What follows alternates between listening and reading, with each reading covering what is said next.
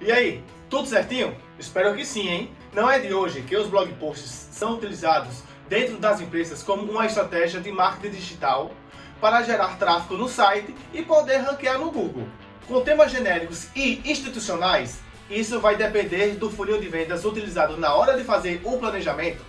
Esses temas podem tratar de problemas, dúvidas ou sonhos da persona. Esses conteúdos são ricos em informações para engajar com o leitor dentro do blog e poder gerar conversão de leads em clientes. Para que o conteúdo chegue até você através dos mecanismos de pesquisa, ele passa por um longo processo de produção. Dentro desse processo, existem muitas dúvidas e mitos sobre como conquistar a tão almejada as primeiras páginas do Google. E é sobre isso que vamos falar no nosso audioblog. Roda a vinheta!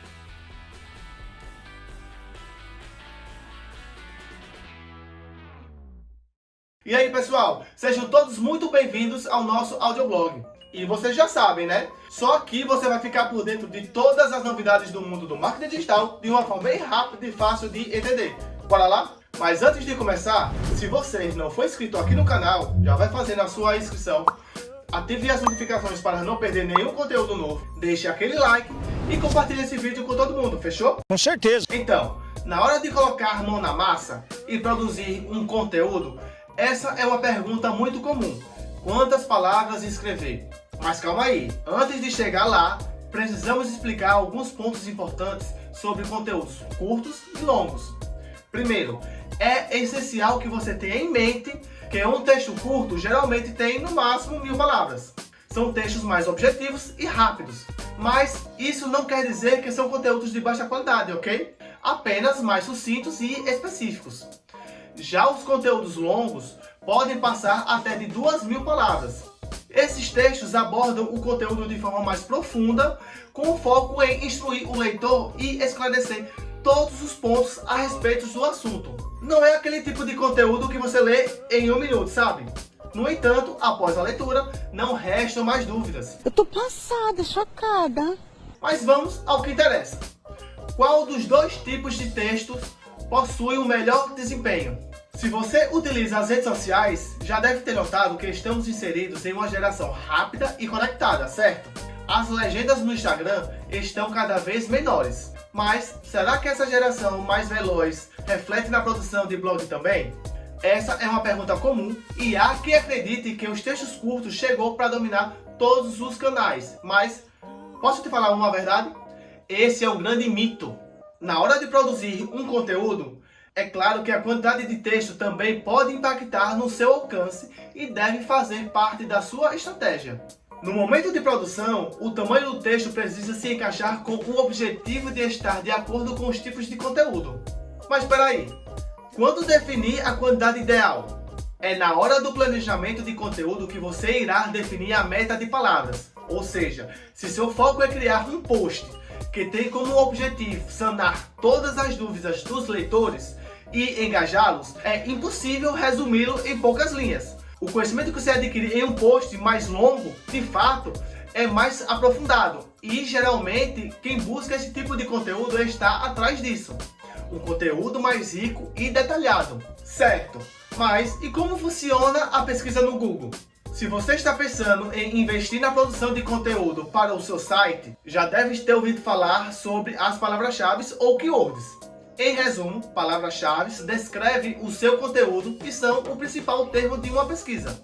É por meio delas que apresentam o seu blog post ao usuário conforme a sua busca. Seguinte, imagine a seguinte situação. Você está pesquisando quantas palavras deve conter em um blog post. De acordo com as keywords utilizadas no conteúdo, o mecanismo de busca vai identificar que essa página é relevante e ajudará a sanar a sua dúvida. Mas calma aí, não é porque elas podem contribuir para o melhor posicionamento que você deve abusar delas, certo? A falta ou excesso de palavras-chave pode fazer com que o seu post sofra penalidade. Então, se você está pensando em repetir as palavras para ter um bom desempenho, saiba que isso não vai dar certo. Os mecanismos de pesquisas identificam o uso exagerado desses termos e, ao invés de trazer credibilidade para o seu conteúdo, pode justamente fazer o efeito contrário, certo?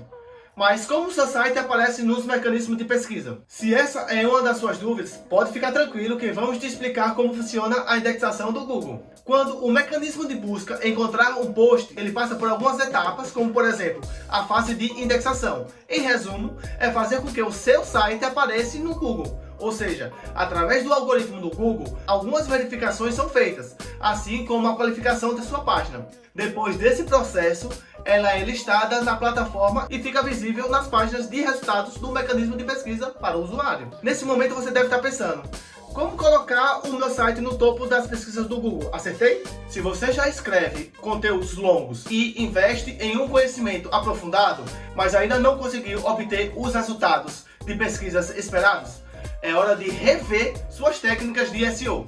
SEO é o conjunto de técnicas de otimização para os mecanismos de busca.